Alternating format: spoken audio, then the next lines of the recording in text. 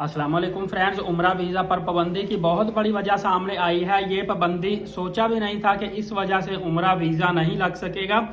एक तो वजह ये हम सुन रहे थे ना बार बार कि बहुत ज़्यादा रश हो गया था और इंतहाई ज़्यादा रश होने की वजह से इंतज़ामात जो है उसमें रुकावट पैदा हो सकती थी और मताफ में जगह नहीं मिल रही थी, लोग घंटों घंटों इंतज़ार करते थे, जिसकी वजह से पाबंदी लगाई गई है।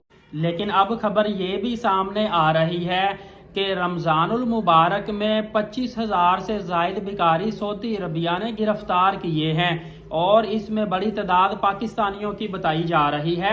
ये भिखारी उम्रा ज़ायरीन के बेस में सऊदी अरबिया रमज़ानुल मुबारक में पहुंचे हैं, जिसमें बच्चे बूढ़े जवान तमाम के तमाम शामिल थे, जो कि आपको पता है कि इसमें ज़्यादा तादाद पाकिस्तानियों की, फिर बांग्लादेशी इंडियन भी शामिल थे।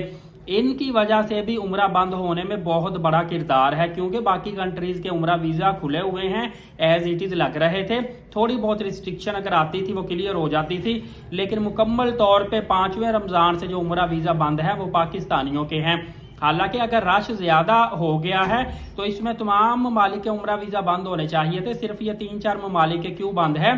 तो एक अंदाजे के मुताबिक इन ममालिक के लोग बड़ी तादाद में भीख मांगने की गर्ज से भी सऊदी अरबिया जाते हैं और वहाँ पे एक एक दिन का हजार रियाल कमाते हैं। इवन के अपने बच्चों को भी साथ ले जाते हैं, बूढ़े जवान हर किस्म के लोग वहाँ पे चले जाते हैं और ये बेस बदल के भीख मांगते हैं। वाजिया पता नहीं चलता कि ये बंदा आम जो चल रहा है भीख मांगने वाला है या उम्रा ज़ायरीन है। सिर्फ इन लोगों की वजह से, क्योंकि इनको ना अपनी बदनामी का है कोई ख्याल, ना मुल्क की बदनामी का ख्याल है, इन्हीं लोगों की वजह से दूसरे जो अच्छे उम्रा ज़ायरीन हैं उनके लिए भी इमिग्रेशन में भी मसला पेश आता है, वीज़े के रिस्ट्रिक्शन के हवाले से भी मसला पेश आता है, इवन के सऊदी अरब में भी मसला पेश आता है।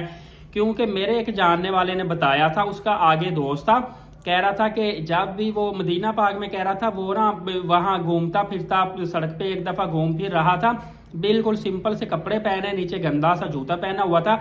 हालांकि वो भिखारी नहीं था, अच्छा खासा बंदा था, सिर्फ उसने इंतहाई सादगी के साथ ना सादे से गंदे से कपड़े पहने और चप्पल नीचे गंदी सी पहनी हुई थी, वेल ड्रेस नहीं था कह ले। तो सिविल पुलिस की गाड़ी गई है, उन्होंने काफी देर उसको फॉलो किया है और फिर एकदम से उसके करीब गाड़ी लेके गए हैं और उसको फौरी तौर पर अरेस्ट करके जेल में ले गए हैं और कुछ अरसे के बाद उसको डिपोर्ट कर दिया था। तो ये चीज़ें भी इफेक्ट आती हैं, इसलिए मैंने कहा था अगर आप एहराम ना बांधा हो लेकिन इसके बावजूद एयरपोर्ट में ट्रैवल करते हैं ना आप, तो वेल ड्रेस आपका होना जरूरी है। फ्रेंड्स, इंशाल्लाह मजीद मैं आपको अपडेट देता रहूंगा। एलीट साकिब यूट्यूब चैनल को सब्सक्राइब रखें, बेल नोटिफिकेशन को ऑल कर लें, नमाज कायम करें, नबी पाक सल्लल्लाहु अलैहि वसल्लम पे रोजाना कसरत से दुरूद पाक और कुरान मुकद्दस की तिलावत किया करें। इजाजत दे, शुक्रिया, जज़ाकल्लाह।